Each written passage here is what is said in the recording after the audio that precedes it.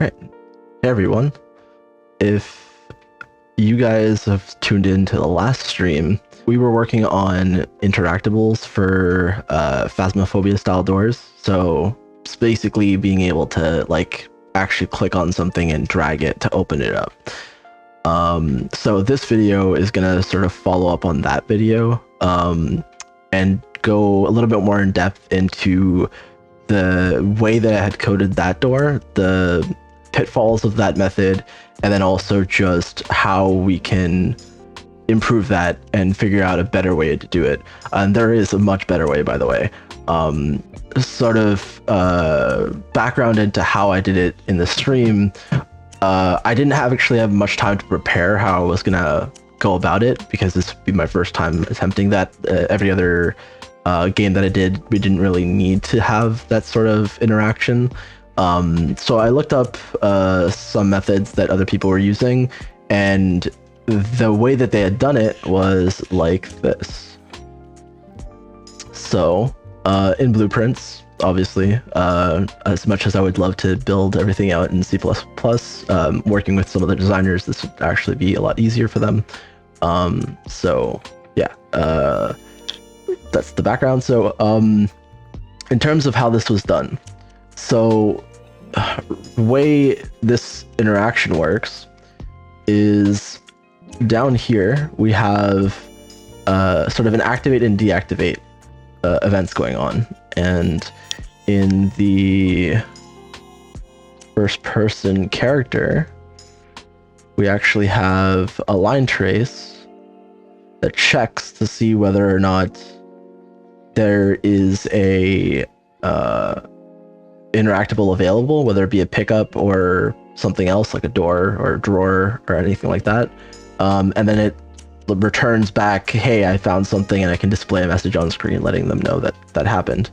And then afterwards we have an input action, which is essentially just a click to activate actually using that interactable. So in this case, it will find it, it will convert it to the interactable actor class, set it up so that we can have it saved within the player, and then we can activate it. And then later on, if you release the button, then it deactivates. So that's how we set it up. And the way that the door would move is we would create a timed loop that's just running on delta seconds, which is the time it takes to complete a frame. It would run this open door event, and basically what that would do is it would grab the world rotation of the door, clamp it, and check to see whether the current rotation is within that clamp, and if that is or at the edges of that clamp, sorry, and if that's not the case, then it will go ahead and allow you to rotate it freely. If not, and it's less than 0, then it's just going to go ahead and close it, I believe. Yeah, close it. And if that's not the case, then check again to see whether or not or which end of the clamp it's at, and either open the door fully and like leave it at the very edge and keep updating it there so that you can't go past it, or close it and do the same thing. So the result of this is that it does work with the initial setup that we had going. So over here, if we were to go up to this door and I would open it, you can see that it opens, but two problems. One is that this door, like you see that weird like little hitching every time I get to the boundary. The same thing happens when I try to close this. You get that little hitching where it just sets back into place. So that's not great, but it works. So, you know, that's all fine. But this door is set up a specific way. It's rotated so that it's a door that opens outward. Now, if I try to go up to a door that opens inward and do the same thing, that's when the problem happens. As you can see here, for one, it's rotating the wrong way, and there's no way for me to fix this. And the second is I hit the edge of it, and it just closes itself. So those are both not great.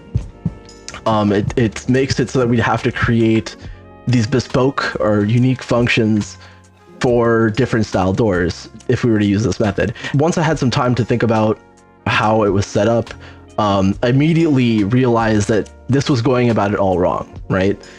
So the way that this door is opening is it's very basically like brute forcing itself to stay within its boundaries, and that's why we get that like weird jittering effect, and that's not great.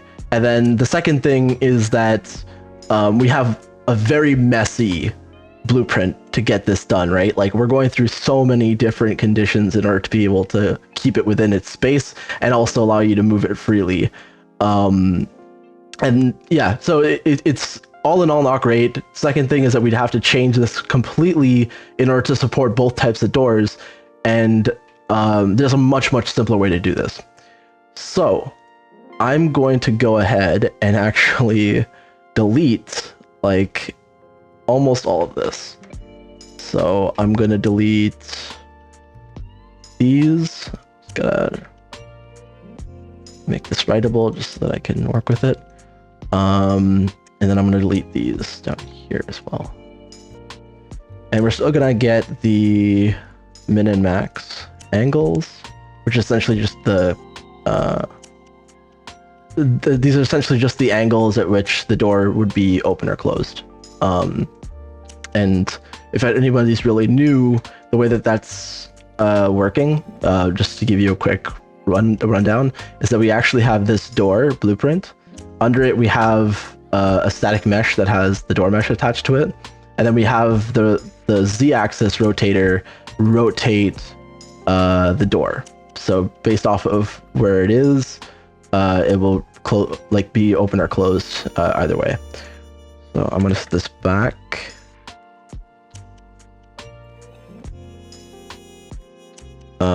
And then yeah, going back to here. So how are we gonna do this now? So this part up here, I kept it. And for those of you who didn't watch the stream, essentially what's happening here is I'm grabbing the character, I'm grabbing the rate at which the camera is turning, either way, based off of your first person view, adding a sensitivity to it, and then applying that to the z-axis of a rotator, or z-axis, and then returning that into a local rotation. So essentially all this is doing is saying, hey, take this z or this rotation and just add it to what you're already rotating. So this part is fine. This part works exactly the way we need it to. There's not really much we need to worry about there. And if I were to go ahead and just run this, you'll see that you can rotate it completely, but there's no place for it to stop. It will just rotate like 360 indefinitely. So we still need to fix that part. So we still need to grab this, right? And what we need to do is we need to check to see whether it's greater than or equal to, or I guess we can do the less than here, do another one called greater than or equal to as well. And we want to say if the value is less than or equal to this, and it's greater than or equal to this, which doesn't make much sense, I know. We'll probably rename these variables off of min and max, and just call them like open and closed, honestly. Real quick, I'm gonna say this is gonna be the closed angle degrees, and we're gonna say this is the, oh, did that wrong? I did, didn't I? I did. So this should be open. Sorry about that. So that's open. This is going to be closed.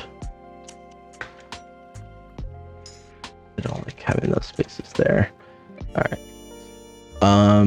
So we have the open and the closed. So as long as it's within these two, then you can move it. So So essentially what this is doing is it's creating an artificial clamp. For those of you who know what a clamp is, it's essentially just keeping a value between two different min and maxes. So we're gonna essentially run this through here, and we're gonna say as long as both of these are true, then you can go ahead and move freely. And if not, don't even worry about it. Basically, is what we're saying. Let me just double check that that is actually the case. The way that I had this set up previously. Yeah, don't worry about that. Let's move this guy down a little bit so that it's a little cleaner looking.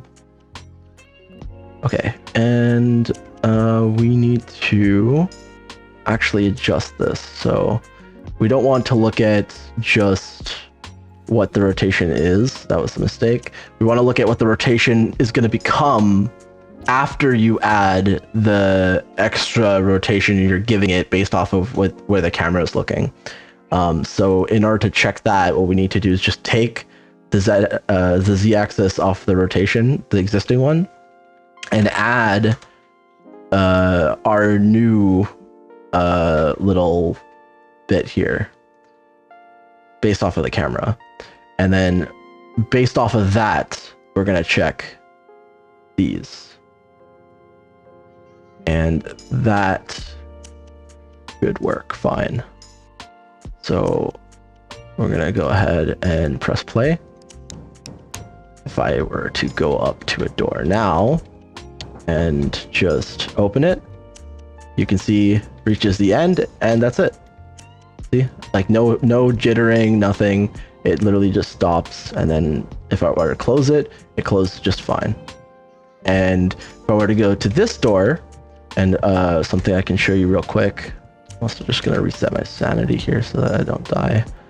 Or to check this, I set up the open. We're gonna call it the open and closed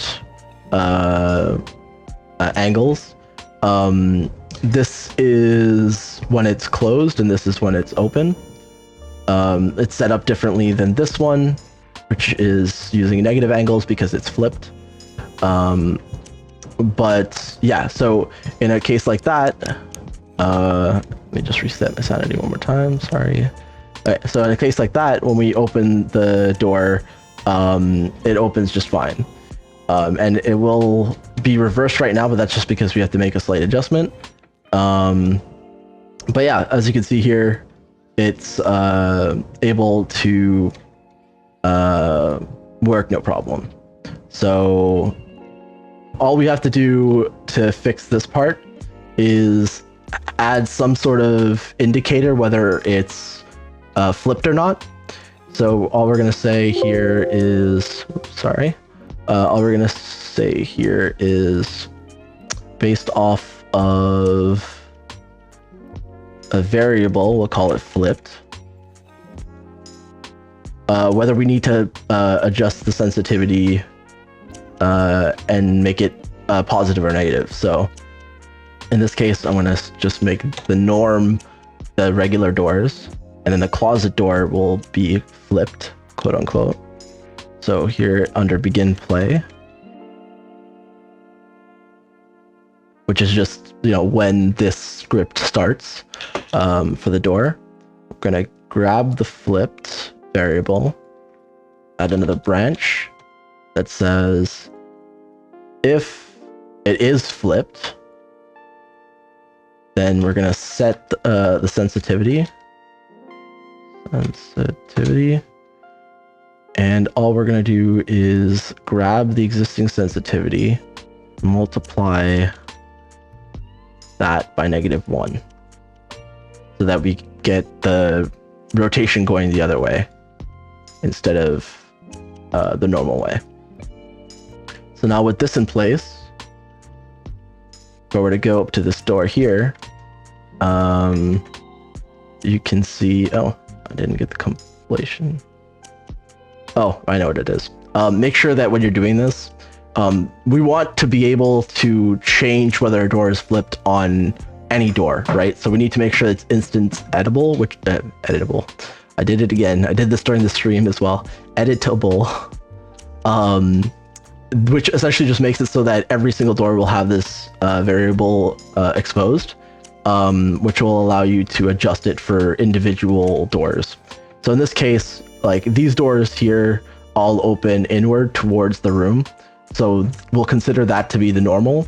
And then this closet will open outwards, so we'll consider that to be flipped. And so when we go over here, we open this, it's working fine, right? We can go over here and do the same thing. And you can see it opens inward. And if I close it, it closes, opens, it opens, and there's no weird hitching or anything, and it saves exactly the way where I want it to be. And yeah, that's pretty much exactly the Phasmophobia, or pretty much any horror game that has these types of interactables. This is how they do it. Essentially just clamping it between two positions, and you can move it freely between each.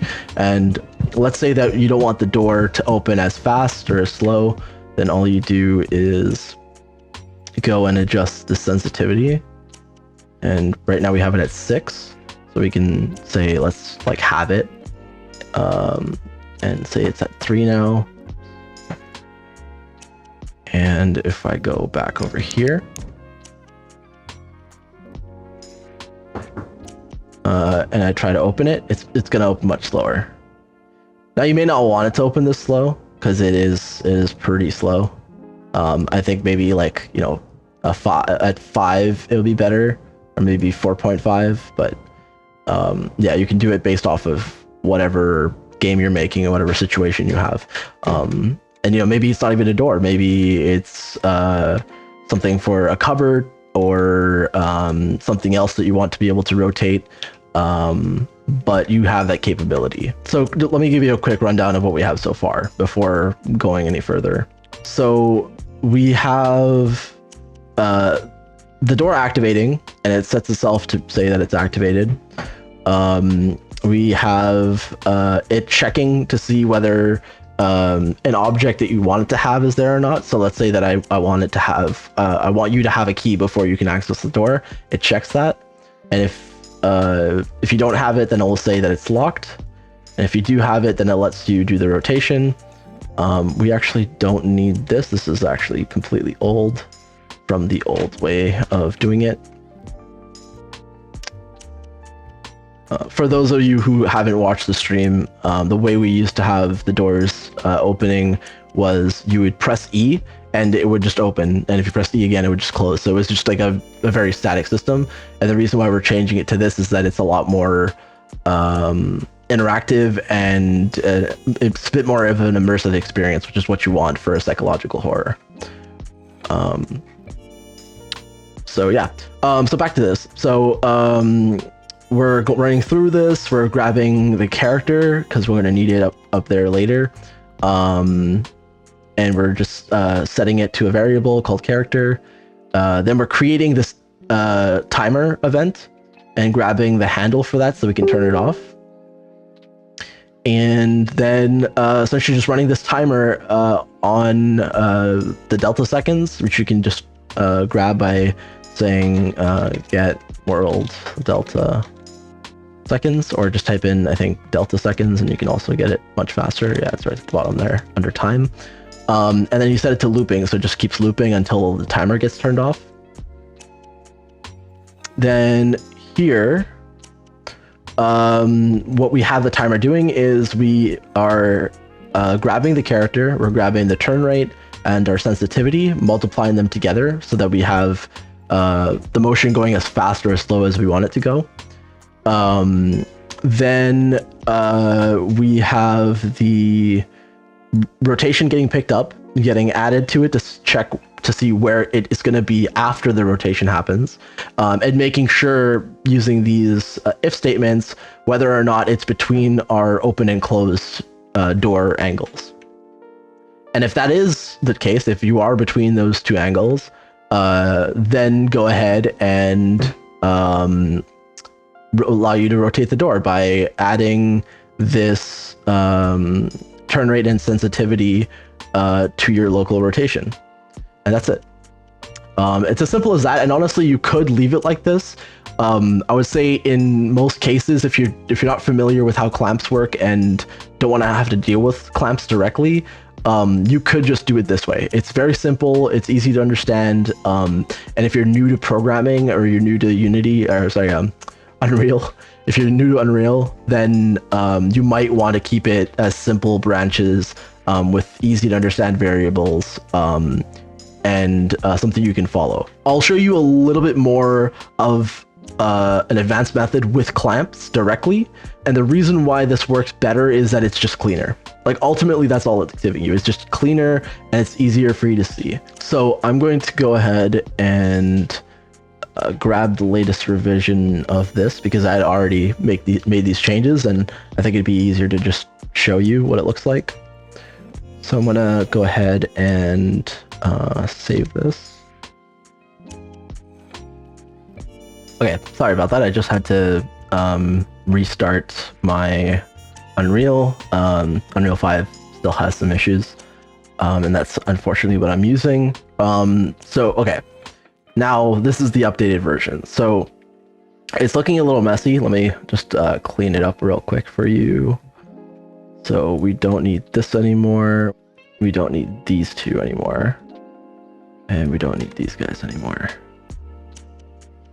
And actually, yeah, we don't need the add either. So this looks a lot better. It's definitely cleaner than the previous way that we had it. So just gonna fix this and put these back to closed and open.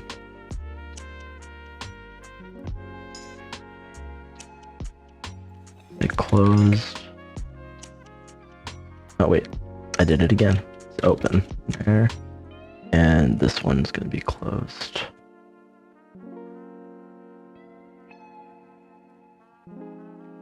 All right, so basically this method, and the reason why it's a little bit more advanced, is that instead of doing all of the branches to clamp it, which is sort of like an artificial clamp, we're just doing the clamping directly. So what I'm doing here is I'm grabbing the same stuff as before. So I'm still grabbing the turn rate based off of the camera location, or sorry, the camera's turning based off of what you're turning the character, grabbing the sensitivity that we want, and I still have up here the flip method as well. Then I'm doing the same check technically, but I'm doing it against the relative rotation of the door instead of doing the world rotation that we were doing before. I'm checking the door mesh relative to the actual blueprint actor. And for anybody who's new, all this means is that it's checking what the child's position is, or the child's rotation is, versus the parent rotation, and that's all it's doing. And it's grabbing that, it's grabbing the z-axis to that, adding it to the rotation that we're getting based off of your camera, and the sensitivity, and then it's putting this into a float clamp.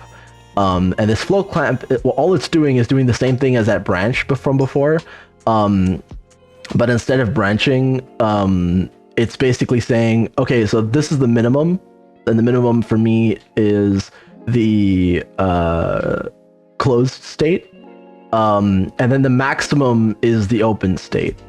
And I just want you to check to see whether or not it's open or closed, and then if the case is that it's open or closed, don't do anything, or just return a value that's exactly at that boundary, or go ahead and provide the value that's in between the two based off of this. So If this is in between these, it will return that exact value. If it's at the edge, then it will just return the edge, no matter how far this this thing is supposedly going to move it to. It'll always keep it between this open and closed angle.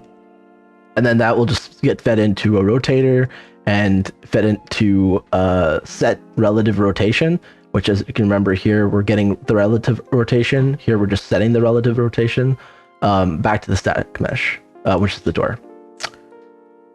So this looks a lot cleaner, a lot less branches. It's literally just one straight function. I could probably move things around, get them a little bit closer here so that you can see that it's a lot less than it was before. And we can see what that does in game. So if I were to go up to this door, open it, does the exact same thing, close it, does the exact same thing as before. Same thing here. Open it all the way, close it all the way, and it works perfectly. There's no problems. Yeah, and that's using a much cleaner way of setting up the clamps. But like I said, the last way of doing it is completely valid. If you're new to working with Unreal or just new to game development in general, feel free to just do it this way, or do it the previous way. If you feel like you understand how this clamp is working, because it is simple, then feel free to do this, because it'll be much easier for you to read. It'll be very easy for other people to read if they decide to, go in here and maybe modify something. And yeah, so that's pretty much it. For Phasmophobia or other horror game style doors, this is pretty much all you need to do. And one bug that I did find with the clamp specifically is that if you are doing the whole flipped thing where it's hitting negative angles because the door itself is flipped, when you try to close it and it reaches negative 180, it actually resets back to 0, because technically it is 0. And because it does that, or because it goes positive, and sorry, it doesn't go to 0, it goes to 180. But since it goes positive, it, instead of it stopping at the closed angle, it goes to the value that's more positive, which is the open angle. So it just opens the door, and you don't want that. So the fix to that is just don't let it go straight to negative 180. Instead, do what I did here, which is negative 79.99, which is like super close, almost indistinguishable, and will save you the headache of having to do any other weirdness to try and fix that. And this also makes it so you don't have to create unique doors for when they're flipped or anything like that, which is the problem that we were already discussing we didn't want to have to do. So yeah, I don't think there's too much else to worry about here. So quick summary of everything that we went through, just because I know that I went through quite a bit today, between the very first iteration to the second iteration to this final iteration. So we started off with a method that was doing a very convoluted way of checking whether something's at the edge and forcing it back to that edge, which caused weird jittering and wasn't compatible with doors that are rotated in different ways. So we wanted to find a foolproof method that covered every single possible style of door. So we changed it to use clamps using branches to just check to see whether you're at the edges, based off of what the position is going to be, or sorry, what the rotation is going to be if you add in the camera and the sensitivity. And if you are between those two open and closed degrees, then just go ahead and let you add a local rotation and move it wherever you want it to. And if not, then just don't let you move it any further. Then we took that a step further, and instead of doing branches, aka if statements, we just straight up used a clamp on the relative rotation and what the future rotation is going to be based off of the camera, and said that as long as it's between those values, just clamp it and don't let it go between any further than the min or the max, and then just set that as the rotation. And that's pretty much it. And then for those wondering how you get it to stop, because obviously you want it to stop, you do want to have the deactivate, which I mentioned before. That's happening when you let go of your mouse. It will activate this deactivate event. It just takes that timer handle, which we have here, that's like controlling this loop.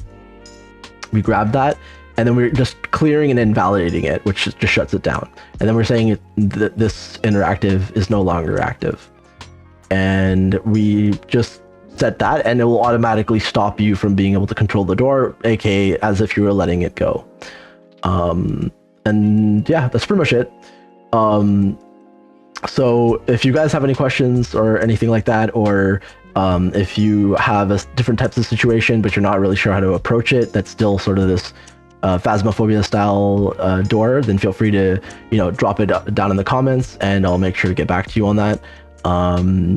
And yeah, I hope you guys like this tutorial and sort of this follow-up to the stream. It's something new that I'm trying out to see if people sort of get some benefit out of checking to see how we fix these types of issues, and also in sort of a smaller format, because obviously those streams can last hours, and it has been for the past few ones that we have done. So if you like it, let us know. And obviously, if you like what we're doing and if you want to support our channel, make sure to subscribe. But aside from that, I'll see you guys next time.